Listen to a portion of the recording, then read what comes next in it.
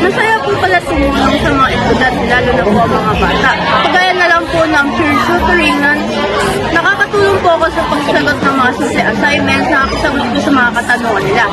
Yung mga naging experience ko sa paglilingkod ay gaya pagtulong ng mga bata, pagpapagbahan at yun na, patayin ng mga bata.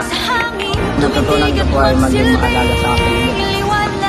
Ano naman ang naging epekto nito sa iyong buhay? Ang naging epekto nito sa aking buhay ay hindi lang ako nakatulong, kundi natulungan din ako ng lingkod MA mag-grow at maging responsable.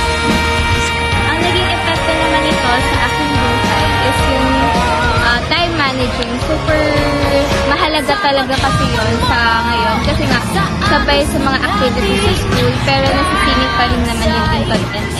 And second naman is yung pagiging responsible sa mga gawain and how to acknowledge it.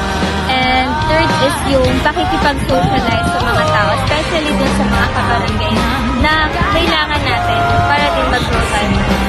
Una, ayoko talaga kasi parang dati last year nakakapagod, parang yun na naman ulit. Tapos yun, na-realize ko na masaya pala talaga siya. Tapos lalo na yung pagtuturo ng mga bata. Parang pag dumadaan ka doon na dati, hindi mo kakilala, parang binabati ka pa, gano'n. Tapos yun, kahit nakakapagod, sabi kong solid naman yung experience sa pagtulong.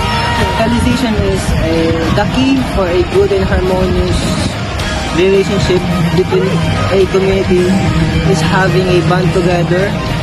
And here for a suggestion, comments, ideas, and opinion. And also yung sinasabi nila na communication is the key. Ang may tulong ko po sa aming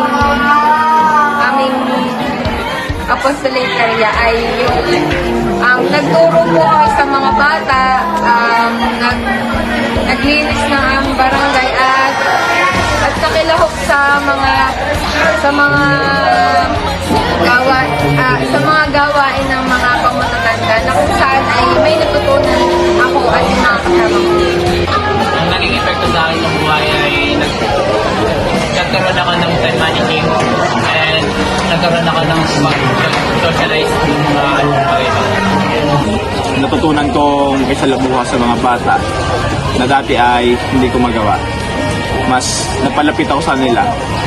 Katulad ng pagtawag sa kanila tuwing may Sunday school at pagsama sa kanila tuwing maglilinis kami. Ayun, yun lang. Maraming nag-epekto sa akin.